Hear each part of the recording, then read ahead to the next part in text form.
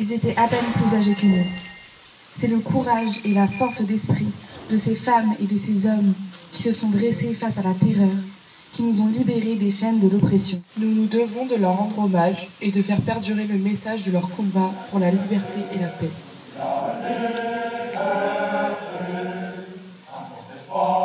C'est un rendez-vous important que j'ai souhaité remettre à l'agenda municipal lorsque j'ai été élu en 2014.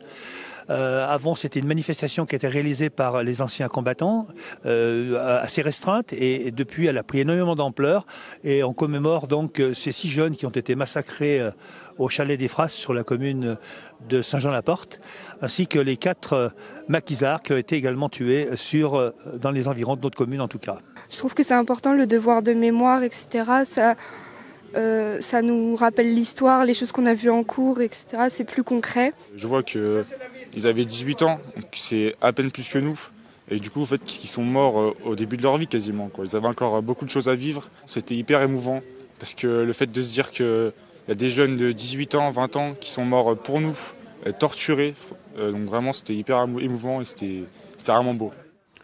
En tant que nièce d'un de ces garçons, de ces résistants, il était important et essentiel pour moi d'être là. Voilà, c'est un devoir de mémoire. Cette histoire, je pense qu'elle a eu beaucoup de versions différentes. La version que j'ai eue moi, bien entendu, c'est la trahison donc d'un monsieur qui s'appelait Alimonier et qui s'est fait passer pour un résistant. Donc il est monté là-haut, on ne s'est pas méfié, il est resté 2 jours et puis il a disparu.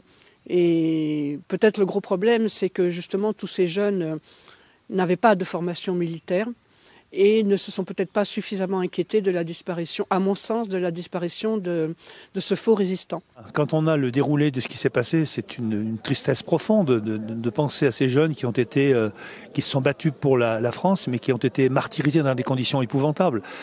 Les détails m'ont été donnés plusieurs fois et je crois que ça vous donne la chair de poule. En la mémoire donc de ces jeunes, c'est important qu'on soit là nombreux et quand je vois tous ces jeunes du SNU, ils sont plus d'une centaine, je trouve que c'est bien que la mémoire soit perpétuée justement par les jeunes, par les enfants, etc.